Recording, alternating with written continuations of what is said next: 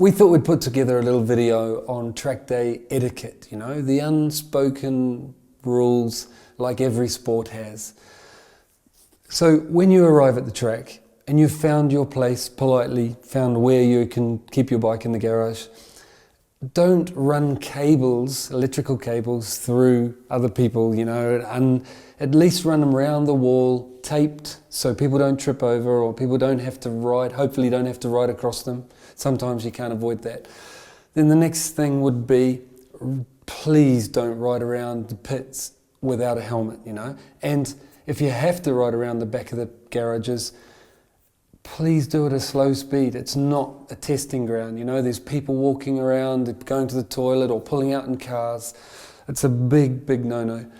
Then, the couple of real ones that always prove right are the noisiest and highest speed guys that in the garage and back of the pits are always the slowest guys on the circuit, you know. It's way uncool to go fast at the back of the pits, rev your bike up and make noise in the garage and then go out there and go, you know. So, but do the opposite, like the fastest boys in the world. They warm their bike up idling. It's not disturbing anyone. They're no longer two strokes, they're all four stroke stuff, so you can just idle away and slowly warm up everything in that engine. You know, that big crankshaft takes time to get all the heat through. Then, once it's up to temperature, you can quietly ride out of the garage on your warm tyres off the warmers, go out down the pit lane at a maximum of 60 kilometers an hour and pull out on that track and go for it. You know, that's what the fast boys do.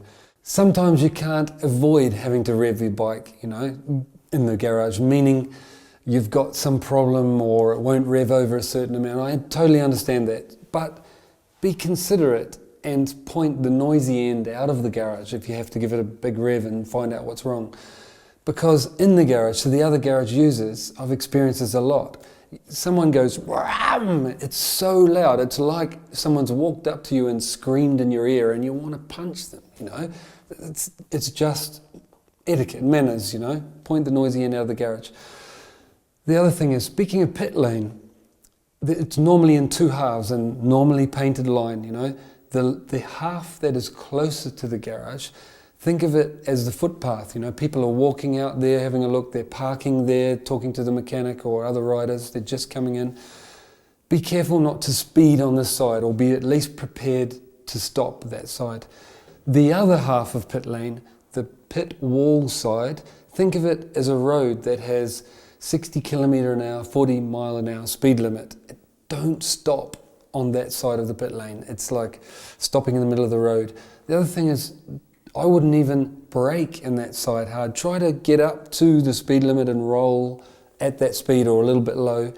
Any quick deceleration or braking, there's a chance the guy behind you or the person behind you is going to hit the back of you. Most of these things are just common sense, I know, but they help not only safety but to make the track day a little bit more pleasant for everyone.